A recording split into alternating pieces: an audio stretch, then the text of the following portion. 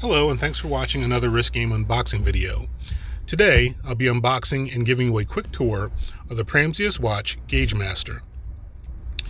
As has become customary with Pramsius, the presentation packaging doubles as a traveling case, with both zippered and snap button closures to provide more than a modest level of security for your traveling time instruments. Out of the box, the first thing that you'll notice about the Gagemaster, other than the unique steampunk vibe, is the askew dial layout. This quirky look was functional as it allowed the engineers and conductors during the 18 and 1900s the ability to read the time at a glance without having to remove their hands from the control levers. The exaggerated nut and bolt fashion crown at 12, which is 2 o'clock on the conventional dial, along with the protruding stalks that support the screws that help marry the top and bottom case, gives the Gagemaster a very avant-garde, if not aggressive look. The Gagemaster is powered by the Miyota 82S5 automatic mechanical movement, which features a running sub-second hand. A few turns of the crown clockwise will send enough power to the mainspring to start the sub-second counter located at the 2 o'clock position. Pramsius made an excellent call dressing up this sub-second counter. It may seem a bit innocuous, but that one detail reminds me of an ornate, polished fixture that you might expect to see within a luxury passenger car of a locomotive. The textured dial gives the Gagemaster some excellent depth, accentuated by the chapter ring and index marker layout. I'll touch more on the significance of the dial a little later in this video. As stated previously, the extended screw stalks used to sandwich the case together look aggressive. However, the Gagemaster still comes in with a very wearable case diameter of 44 millimeters, not counting the crown.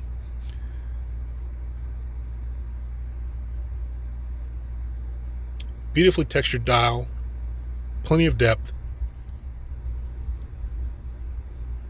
The profile view seems a bit over the top, but once again, looks are deceiving, as the profile of the Gagemaster is a modest 12 millimeters.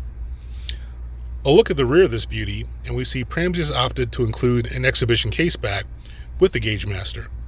As stated, this example is a prototype, and the finished models will have a much more finely decorated movement and rotor, so fear not.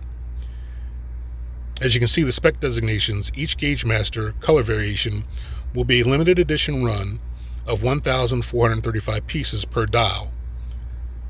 The number 1,435 being significant as it is the width of the standard railroad gauge in millimeters. An earmark of the Pramsius design build is that the timepiece will bear either some type of historical significance to the Baltic country of representation, or it will incorporate some type of authentic DNA into the design of the watch. Well, the Gagemaster continues this tradition, as the outer dial is made of metal from steam engine locomotives from the early 19th and 20th centuries. So in this way, much like the striations of a meteorite dial, no two Gagemaster dials will be exactly the same. Setting the Gagemaster is fairly standard, as with most any automatic mechanical timepiece. Pulling the crown out to the second position will allow the setting of the time. Note the stoppage of the sub-second wheel, as the 21 joule Miyota 82S5 movement does have the hacking function. The crown is push-pull variety and does not screw down, although this timepiece does have a water resistancy of 100 meters.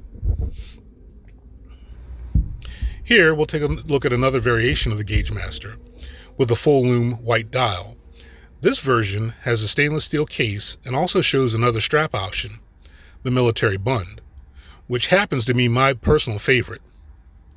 Of course, the downside of the bund strap, you lose the ability to see the movement through the exhibition case back, but the look on the wrist is amazing.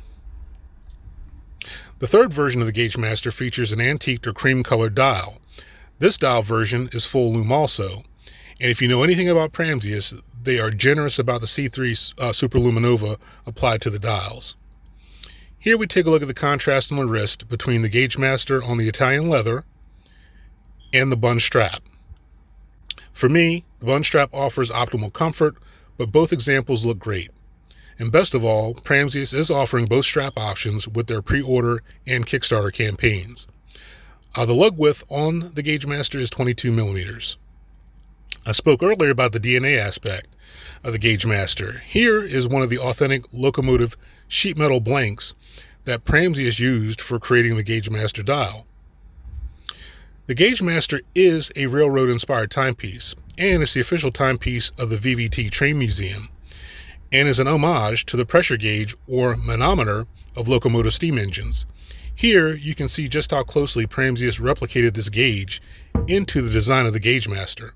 I'd say pretty incredible design vision and implementation.